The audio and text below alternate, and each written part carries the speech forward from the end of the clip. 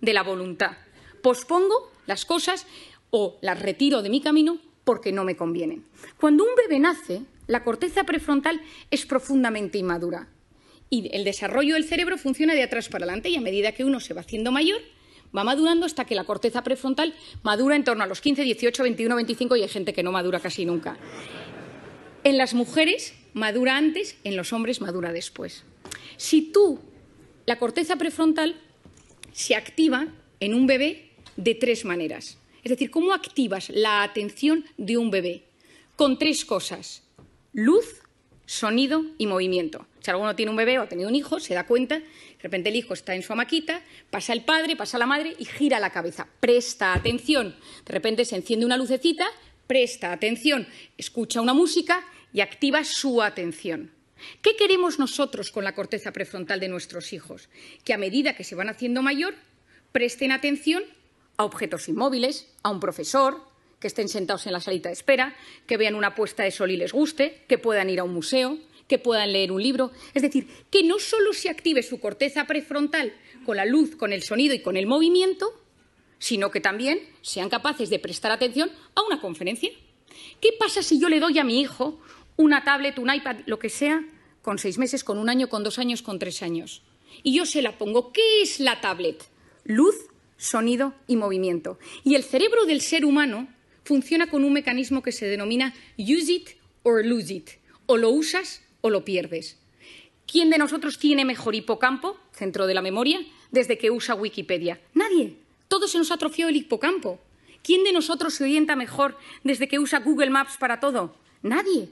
Porque nuestro cerebro, cuanto más utilizas herramientas externas, más se atrofian las herramientas internas. Si yo utilizo la corteza prefrontal siempre para estimularme desde fuera, luz, sonido y movimiento, ¿qué es lo que está sucediendo? Que la corteza prefrontal de los jóvenes no está madurando de forma correcta. ¿Y esto qué consecuencias tiene? Seguro que habéis oído hablar del famoso TDAH, trastorno por déficit de atención e hiperactividad. Falta de atención, falta de control de impulsos, corteza prefrontal. 10% de los niños del primer mundo medicados por TDAH. Medicaciones que no son inocuas. Hay veces que son necesarias. ¿Es solo la culpa de la pantalla? No es solo. Pero la pantalla no está ayudando. ¿Por qué? Porque si yo quiero ayudar a que se desarrolle bien mi corteza prefrontal, necesito posponer el uso de la pantalla en los niños. Si nosotros, que somos adultos, que nos educaron sin pantalla en nuestra corteza prefrontal, ya nos damos cuenta que constantemente esto nos alivia, esto nos ayuda, no podemos vivir sin el teléfono, nos damos cuenta que nos lo hemos olvidado y hay un sudor frío por la espalda, que somos conscientes de que lo necesitamos, lo llevamos colgados y a veces incluso algunos pegados en la mano como si fuera un reloj. Imaginemos en niños que tienen su corteza prefrontal en plena fase de maduración. Y necesitamos niños con criterio, necesitamos chicos que sean capaces de saber discernir el bien del mal, de buscar la información. Estamos enamorados de la superficialidad porque no somos capaces de profundizar. El otro día le compré a mi hijo mayor un libro de los 5, que yo supongo que aquí todo el mundo lo ha leído, y me quedé horrorizada. El libro ha cambiado, ya no hay textos descriptivos, solo son una especie de dibujos con textos de aventuras. Y le pregunté, escribía a la editorial y me dijeron, es que nos hemos adaptado a los nuevos tiempos y a la capacidad de lectura que tienen los niños hoy en día.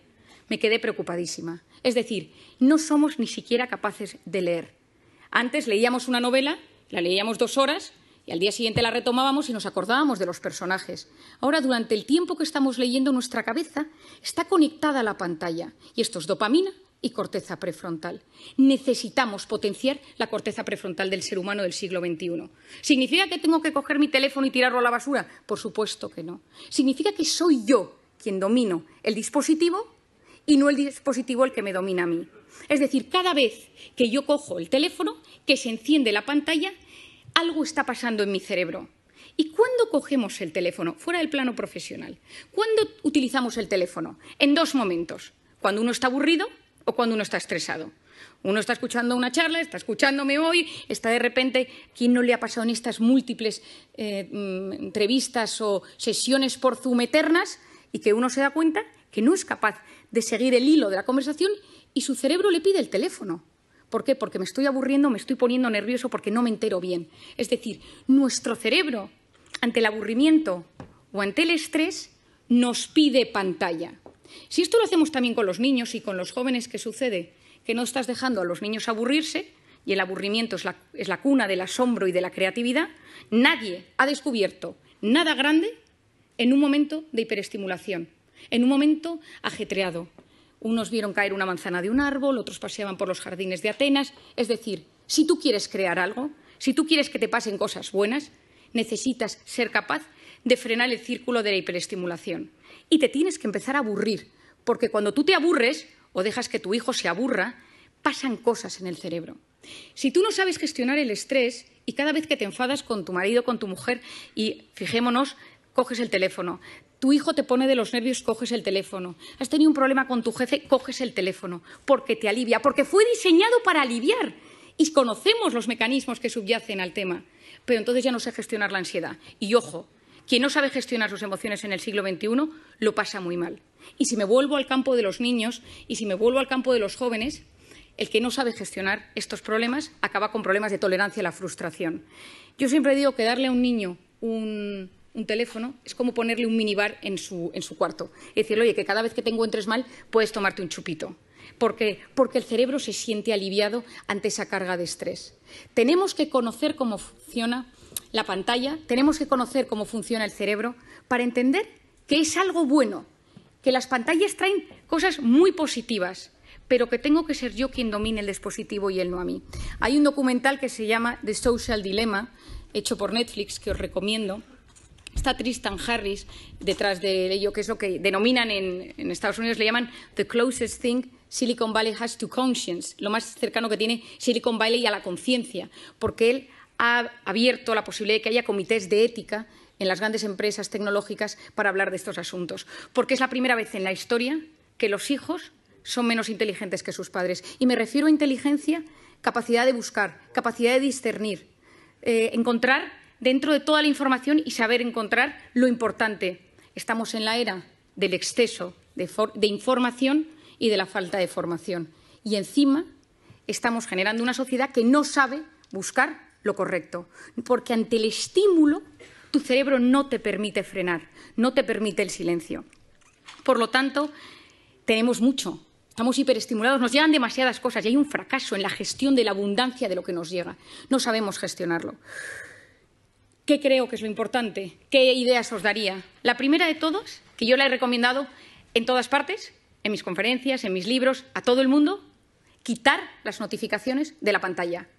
Porque las pantallas, cada vez que nos llega algo, que puede ser un grupo del colegio de mi hijo, puede ser un grupo de amigos del tenis de los sábados, es decir, son cosas que hacen pequeñas activaciones de la corteza prefrontal que a la larga me la debilitan. Y que recordemos esto, necesitamos una sociedad con una buena corteza prefrontal.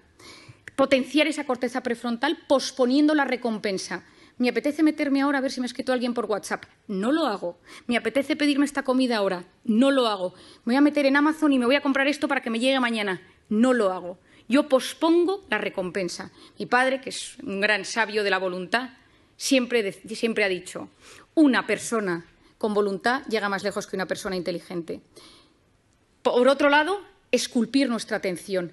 ¿A qué quiero prestar atención? Las cosas buenas de la vida suceden en la vida real, porque la vida virtual va a base de gratificaciones instantáneas. Volvamos a conectar con la vida real. En plena pandemia, sí, en plena pandemia tengamos que conectar. Durante tiempo nos han dicho, no saludes, no sonrías, no te acerques, no abraces. Y ahora yo lo que digo es, tomemos tiempo para preguntarle a la gente cómo está de cara. Sonriamos a las personas. Volvamos a generar esa conexión humana que es absolutamente clave. Y no quiero terminar sin hablaros de una cosa que para mí, y a pesar de que sé que es un ámbito que os va a sorprender, es fundamental. Os he contado que yo llevo varios años investigando el cortisol y siempre investigo las hormonas y la dopamina, la del placer, la serotonina, la felicidad, la oxitocina, la hormona del parto y de la lactancia. Y hace 2 años me sucedió una anécdota. Acababa de nacer mi tercer hijo, yo tengo 4 niños, y acababa de nacer mi tercer hijo y yo estaba en plena lactancia y estaba de baja maternal. Y me llamaron del hospital y me dijeron que estaban presentando un nuevo fármaco en Madrid y me acerqué con mi coche, yo tengo un Golf muy viejo que tiene muchos años, que está medio rayado, al centro de Madrid Me puse mona, me subí a mi tacón y me acerqué, esto ahora os explico por qué os doy este dato, y entonces yo iba en el coche y dejé el coche aparcado en la planta -3 de un parking infernal en el centro de Madrid. Subí al hotel, estuve en la presentación, pero ya me tocaba volver a dar de comer al pequeño y volví al parking. Y cuando iba andando por el parking, veo que un tipo con mala pinta me sigue. Y entonces empiezo a ver que me sigue, empiezo a andar y digo, ay, que me está subiendo el cortisol. Soy muy consciente de mis cosas y empecé a notar que me angustiaba y que empezaba a no poder respirar y de repente, al lado de mi coche rojo, viejo, rayado, había un cochazo y entonces me dijo, dame las llaves. Y le dije, no, que mi coche es el rojo viejo, que este no es mi coche. Y entonces, en vez de darle las llaves, el móvil, la cartera, todo, me subí al coche, bajé el pestillo y arranqué. No podía respirar, me dio un ataque de pánico y encima era plenamente consciente. Taquipnea, taquicardia, no puedo pensar, corteza prefrontal, se me duerme la mano. Y me conocía todos los síntomas, pero no era capaz de relajarme. Arranqué, salí corriendo del parking y cuando subía por la Castellana, llamé a mi marido casi sin poder hablar, me han atracado por la calle, y no qué, y entonces, y tal, y mi marido, ¿pero te han secuestrado? No, me dio encima que se agobia, ¿no? Y yo, no, voy a casa, y llegué a casa, subí corriendo, y la persona que estaba cuidando del bebé me dio al bebé literalmente en brazos, y entonces yo, corriendo, me lo puse al pecho para que pudiera comer, y entró mi marido en la habitación. ¿Pero qué te ha pasado? Y yo, con una calma sorprendente, le empecé a explicar, no, es que estaba en el parking, y un tío con mala pinta, y me dice, Mario, ¿te has tomado algo? ¿Cómo te has relajado? Y digo, tienes toda la razón. Digo, este pico de cortisol tarda 6 horas en bajar. Digo, no es cómo soy capaz. Y de repente me quedé mirando al bebé y dije, ¿y si la oxitocina de la lactancia bajara el cortisol? Y esta me puse nerviosa. Me metí en internet, me puse a buscar y efectivamente, si estimulamos la oxitocina, bajamos el cortisol. Y entonces me he dedicado estos 2 años a investigar la oxitocina. Como no nos podemos poner a lactar todos los que estamos aquí, he buscado todas las maneras que existe para que podamos generar oxitocina. Y creo que nos encontramos en un momento de intoxicación de cortisol, de incertidumbre, de caos, de miedo, de reconfiguración, de readaptación, donde hay que potenciar la oxitocina. Es la hormona de la empatía, es la hormona de los abrazos. Lo que funciona son 8 segundos. Yo a la gente la tengo un poco cortada porque la abrazo 8 segundos, que la gente lleva 2 años sin abrazarse, y al tercer segundo le digo, relájate que quedan 5. Abrazos de 8 segundos bajan los niveles de cortisol. Mirar a alguien a los ojos y escucharle sin teléfono delante.